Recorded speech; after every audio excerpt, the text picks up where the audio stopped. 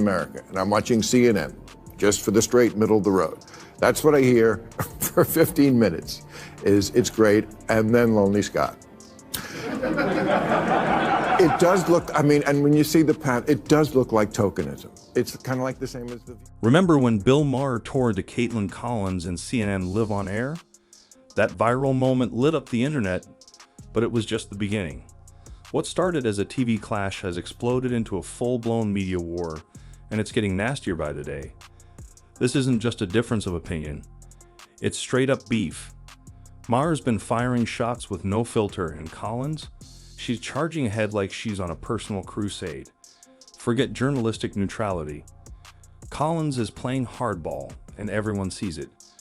Critics say she's gone from reporter to crusader, obsessed with one mission: take down Trump at any cost. No breaks, no apologies. She'll twist narratives, drop loaded questions, and flash a fake "just doing my job" smile, like she's the last voice of morality in media. And if you dare challenge her, buckle up. Pressing question, Kaitlan, you would ask VP Harris if you had the chance. Ooh. I have a lot of questions for her, but I do think I would ask about, where she stood when she was running as a candidate and for the 2020 Democratic primary, and where she stands on a lot of issues now. She's criticized a lot by Republicans for reversing her positions. I think also, Donald Trump has reversed a lot of his positions from covering those. But I think I would be interested in her evolution and where her instincts are and what she learned from governing with a moderate like President Biden. Boom, instant villain. Think this is just drama? Wait till you see the throwback footage we dug up. Pure media theater. Back when things were just simmering, Maher hit Collins with a simple question. If you had a one-on-one with Kamala Harris, what would you ask her? Sounds easy, right? But Kaitlan's energy shifted, fast. Defensive, cold, calculated. It wasn't about curiosity, it was about control. That moment lit the match. Since then, it's been jabs, tension, and on-air shade. But here's where it gets wild. Collins didn't even answer the Kamala question. She pivoted straight to Trump. Like how? The man could be golfing in Florida, and she'd still find a way to drag him into it. It's more than a habit. It's an obsession. Trump's not a topic to her. He's a trigger word. Her go-to for drama, headlines, and clicks. Every time she says his name, you can practically hear CNN's control room erupt in applause. It's not journalism, it's theater. ABC debate. ABC debate. If it happens, I still think it's an open question. Really? Trump's going to go. He's got to. You think that Trump is going to pull out? I think Trump is nervous about it. I think I talked to a lot of sources in his world. I think he has really struggled with it. It's not just a narrative or a talking point from Democrats. He really has struggled with how to combat her.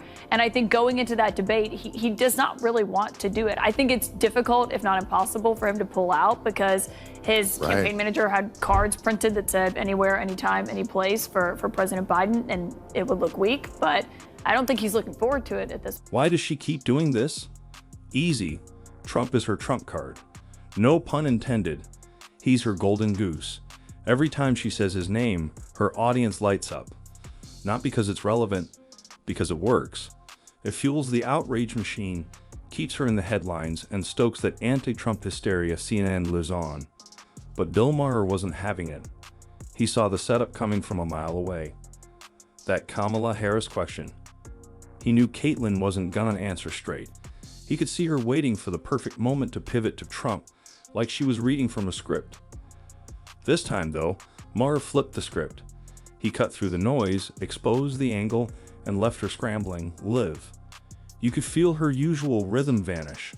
Smile got tighter, tone colder, and the deflection mode hit full blast.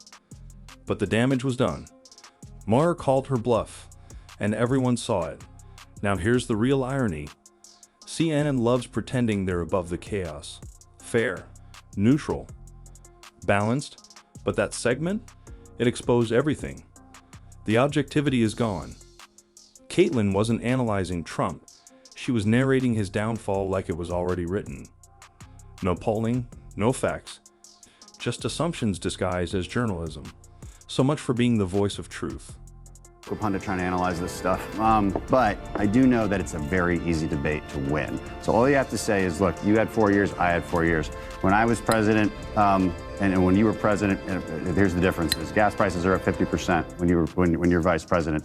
Electricity prices up 30%. Grocery up 22%. The list keeps going. Taxes were lower under Trump. They raised them under Biden and Harris. Regulations were lower under Trump. They raised them under Biden and Harris. Immigration numbers way down. They actually tried to stop the problem. Record numbers under Biden and Harris. This is a very easy debate to win because on the metrics, it's very easy to show side by side. Okay, but that's what his campaign wants him to say. But Donald Trump it's not a campaign where you just give him his talking points and he goes out there and delivers them. Yeah. I mean, Donald. None of this was strategy. Kaitlan Collins was running on pure wishful thinking.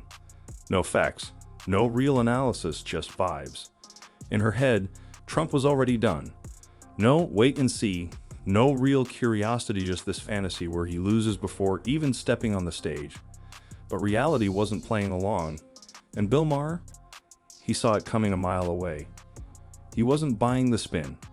While Kaitlan tried to shape the narrative, Maher waited for the perfect moment to call her out, and when he did, it shook her.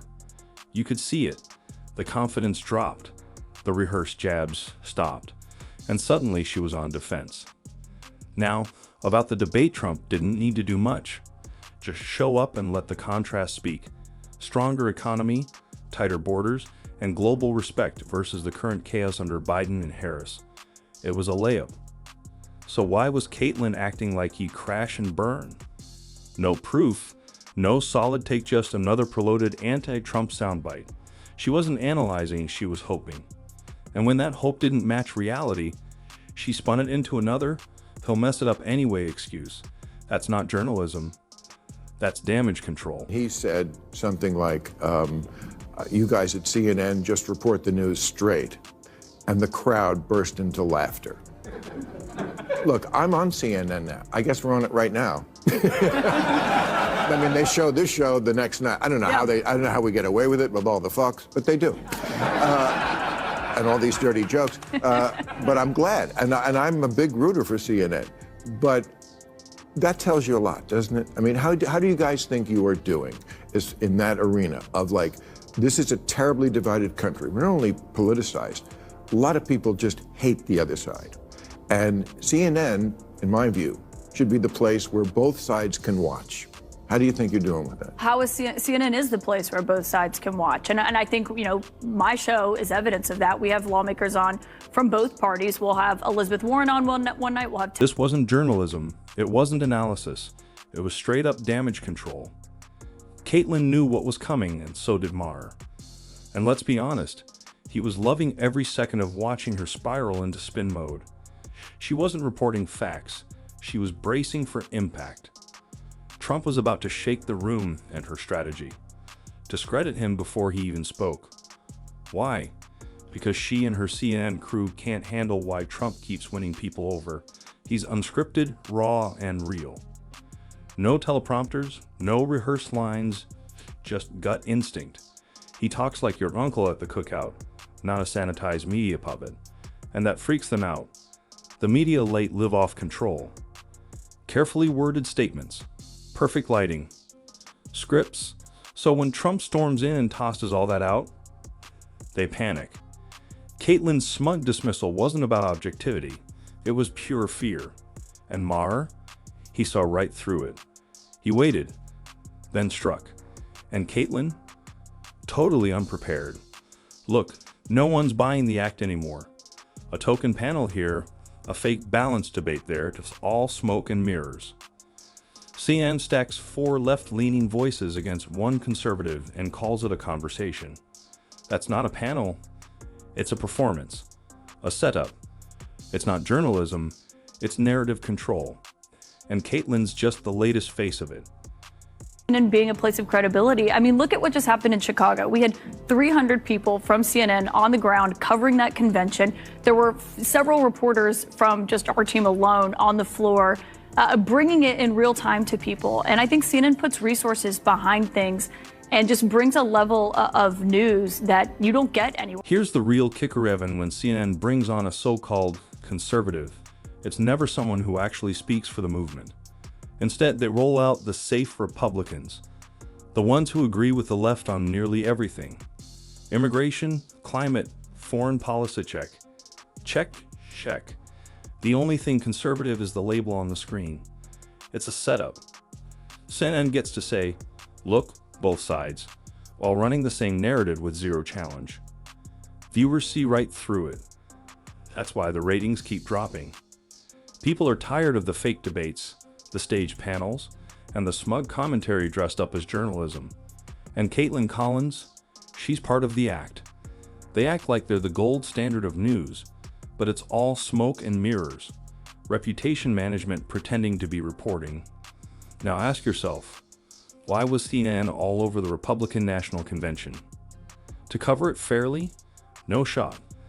They were hunting for a headline, waiting for someone to trip up, say the wrong thing, or spark controversy. That's the play. If nothing happened, they'd twist something until it looked like a disaster. Meanwhile, the real energy, the real ideas? Barely mentioned, ignored, because to them, the story isn't what's actually said, it's what they can spin. That's not journalism, that's a game. And people are done playing along. In America, and I'm watching CNN, just for the straight middle of the road. That's what I hear for 15 minutes, is it's great, and then Lonely Scott. It does look, I mean, and when you see the path, it does look like tokenism. It's kind of like the same as The View. It's like it's almost better to have nobody there, like MSNBC, than to have this. CNN switches gears, transforming into a glowing PR machine. No interruptions, no fact checks, just soft lighting and wall-to-wall praise. Every Democratic speech is treated like a national treasure, while awkward moments and protesters disappear without a trace. This isn't journalism, it's choreography. Kaitlan, don't pretend CNN is here for balanced coverage. People see through the double standard. Your mission isn't informing the public, it's controlling the narrative, and viewers are tired of it. No pressure, no pushback, just polished applause for every Democratic speech, while every Republican moment is magnified and twisted. Bill Maher called it, fake balance is the real insult. Tossing one conservative into a panel of left-leaning voices only to interrupt them is not balance. It's a trap, optics, theater. And when Maher compared CNN to The View, he wasn't exaggerating. CNN has gone from top-tier journalism to a glorified talk show, with token conservatives surrounded by left-leaning voices. This isn't news, it's performative, narrative-driven content. CNN is shrinking, losing trust, and fading as a serious platform. Bill Maher exposed the bias, the strategy, and the irrelevance. Once a force in journalism, CNN is now just another gossip show, pushing the same recycled talking points while losing credibility. When even a liberal commentator like Bill Maher calls you out for partisanship, you know things have gone off the rails. CNN's credibility isn't cracked, it's collapsed. That wraps up today's breakdown. If you want more raw, unfiltered commentary on media, politics, and everything in between, hit like, subscribe, and turn on notifications. We've got more coming your way. Thanks for watching.